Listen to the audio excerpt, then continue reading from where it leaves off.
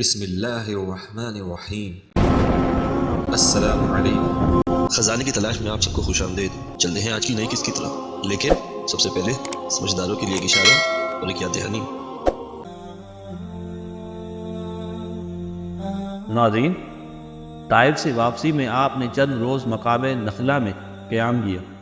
ایک رات آپ نماز پڑھ رہے تھے کہ نصیبین کے ساتھ اس طرف سے گزرے اور کھڑے ہو کر آپ کو قرآن سنا اور چلے گئے۔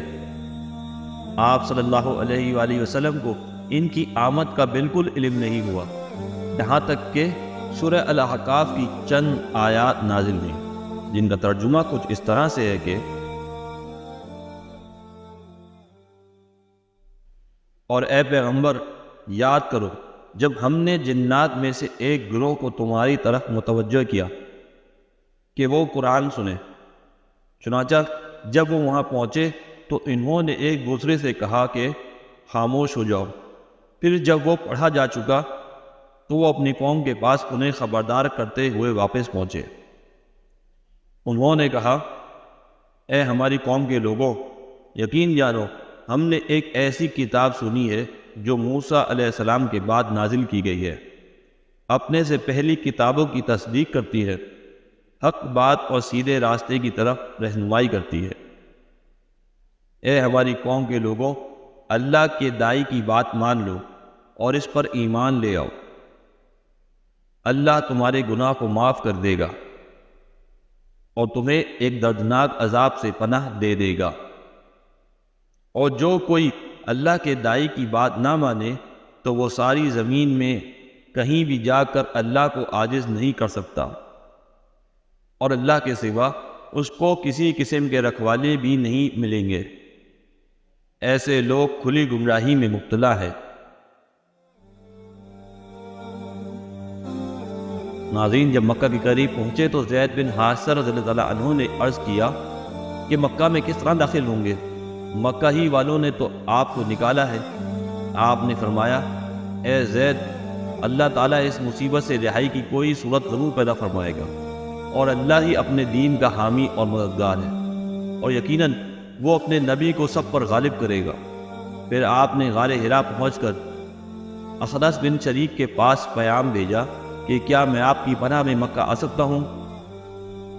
اخنس نے کہا، میں قریش کا حلیف ہوں، اس لیے میں پناہ نہیں دے سکتا۔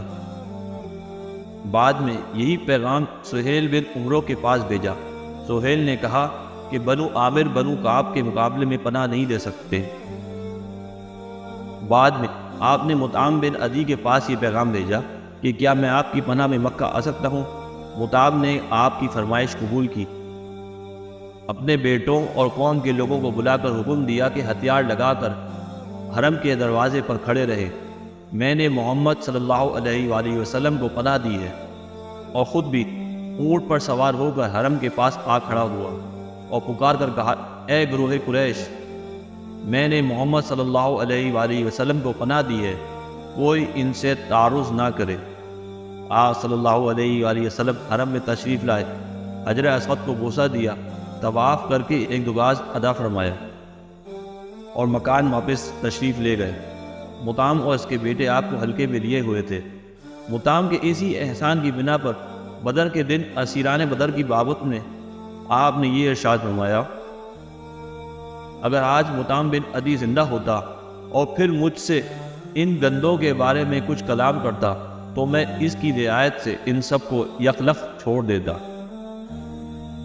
ناظرین، فی الحال آج کے لیے بس اتنا ہی۔ اگر آج کی قسط آپ کو پسند آئی ہو تو لازمی لائک ضرور کیجیے گا، اور ہمارے ساتھ جڑے رہنے کے لیے اور حضور اکرم صلی اللہ علیہ وآلہ وسلم کی زندگی کے بارے میں مزید جاننے کے لیے چینل کو لازمی سبسکرائب بھی کیجیے اور اپنے پیاروں سے بھی لازمی شیئر کیجیے۔